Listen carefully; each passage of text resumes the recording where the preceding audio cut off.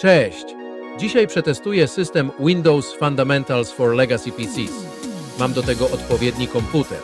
Płyta główna ASRock pod socket A, procesor Athlon 2600+, 2 GB pamięci DDR1 Kingstona, w 4 modułach po pół giga każdy, karta graficzna Palit ATI Radeon na złącze AGP. Za magazyn danych posłuży stary dysk Samsunga z interfejsem ATA. Zaczynamy. Uruchamiam komputer. Instalator systemu Windows uruchamia się z płyty DVD. Ta wersja systemu, mimo że przypomina znanego wszystkim XPK, posiada zupełnie inny instalator. Na początku wybieram tryb instalacji.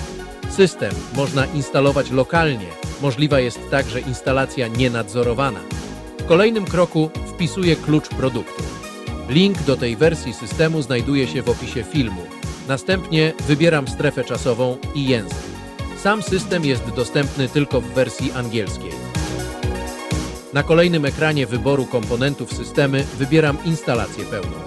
W oknie konfiguracji dysku twardego usuwam obecną partycję. Tworzę nową partycję, następnie wybieram szybkie formatowanie w systemie plików NTFS. Na kolejnej karcie ustawiam nazwę właściciela komputera oraz hasło dla konta administratora. Ostatnim ustawieniem są opcje sieciowe. Wybieram ustawienia automatyczne, czyli nic nie zmieniam na tej karcie. Rozpoczyna się instalacja systemu.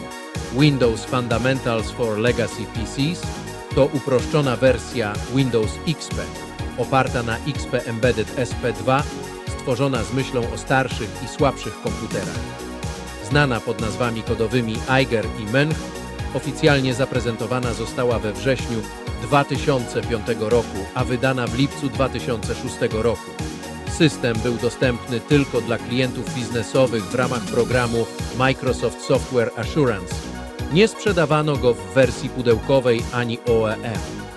System ten zachowywał kluczowe funkcje biznesowe, takie jak zdalny pulpit, obsługa Active Directory, automatyczne aktualizacje czy praca na bezdyskowych stacjach przy jednoczesnym usunięciu zbędnych komponentów, np. gier Outlook Express. Choć wymagania sprzętowe były zbliżone do standardowego XP, system działał zauważalnie sprawniej na starszym sprzęcie. W prasie określano go jako szczupły klient, kompromis między pełnym systemem a cienkim klientem. A jak będzie w praktyce, przekonam się już za chwilę. Instalacja systemu trwała około 20 minut. W menadżerze urządzeń mam kilka niezainstalowanych urządzeń. Sterowniki do płyty głównej i karty graficznej są dostępne bez problemu na stronach producentów. Instaluję sterowniki. Bez problemu wszystko się zainstalowało. System jest tak bardzo uproszczony, że nie zawiera żadnych tapek. A wygaszacze ekranu mamy aż 2. Uruchamiam także aktualizację systemu poprzez Legacy Update. Instalacja około 120 aktualizacji zajmuje jedynie godzinę. Instaluję benchmarki i zabieram się za testowanie. Czy pójdzie na tym Doom?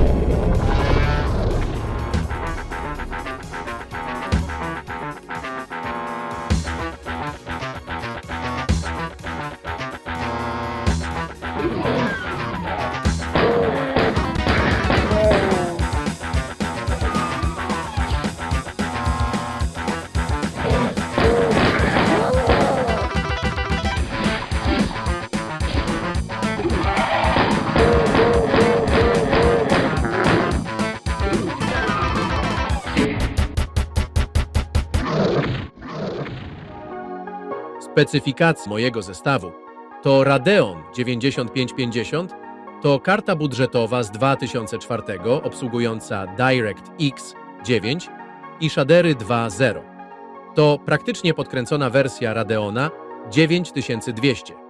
Procesor Athlon XP 2600+, na rdzeniu Barton, wydajny jak na swój czas, lecz bez wsparcia dla wielowątkowości, co ogranicza go w nowszych testach. Wyniki benchmarków. 3D Mark 2001 to 7200 punktów. Typowy wynik. Karta wypada dobrze w testach opartych na DirectX 8. Procesor nie stanowi istotnego ograniczenia. 3D Mark 2003. Wynik to 2200 punktów, zgodny z oczekiwaniami. Karta obsługuje shadery 2.0, ale jej niska moc obliczeniowa i starszy procesor ograniczają wynik. 3D Mark 2005. Wynik niecały 1000 punktów. Wynik na granicy użyteczności. Brak wsparcia dla shaderów 3.0 i słaby procesor znacząco obniżają wydajność. Spadek wydajności w kolejnych benchmarkach wynika z rosnących wymagań. Z DirectX 8 do DirectX 9 i shaderów 3.0 w 3D Marku 2005. Radeon 9550 radzi sobie przyzwoicie w starszych testach, ale w 2005 roku jest już wyraźnie niewystarczający. Athlon XP 2600 Plus wystarcza do 3D Marka 2001. Jest lekkim, wąskim gardłem w 2003 i wyraźnym ograniczeniem w 3D Marku 2005. Jakby nie patrzeć, mój zestaw to solidny budżetowiec z 2004 roku. Powinien poradzić sobie z grami z epoki, chociaż nie ma wsparcia dla nowoczesnych efektów.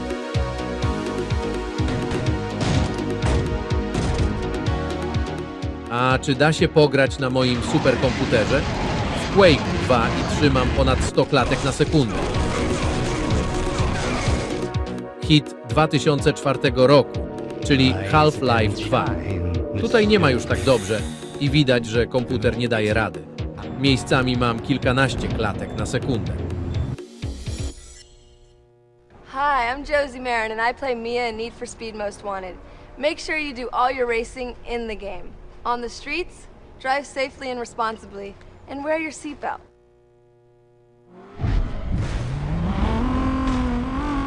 Need for Speed Most Wanted. Gra działa, ale nie za dobrze. Zmniejszenie rozdzielczości na 1024 niewiele pomogło. Dopiero niska rozdzielczość 800 na 600 zapewnia płynna rozgrywkę. Podsumowując testy Windows Fundamentals for Legacy PCs, system zainstalował się bez problemu na leciwym, ale klimatycznym zestawie z Athlonem X P2600 Plus na rdzeniu Barton i Radeonie 9550. Mimo nietypowego instalatora proces przebiegł sprawnie. Wszystkie potrzebne ustawienia dało się łatwo skonfigurować.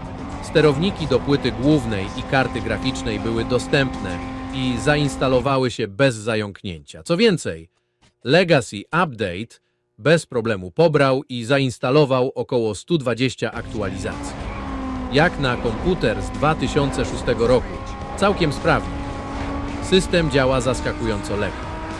Brak zbędnych bajerów jak tapety czy zestaw gier faktycznie przekłada się na płynność działania na starszym sprzęcie.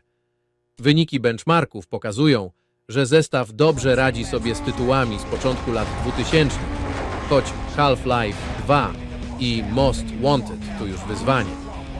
Moje klasyki, czyli Doom i Quake 2 i 3 działają jak marzenie, a przy odpowiednio dobranej rozdzielczości nawet Need for Speed daje radę. Czyli system działa, sterowniki są, aktualizacje też, a komputer nie wybuchł. To chyba sukces. Dzięki za oglądanie. Cześć!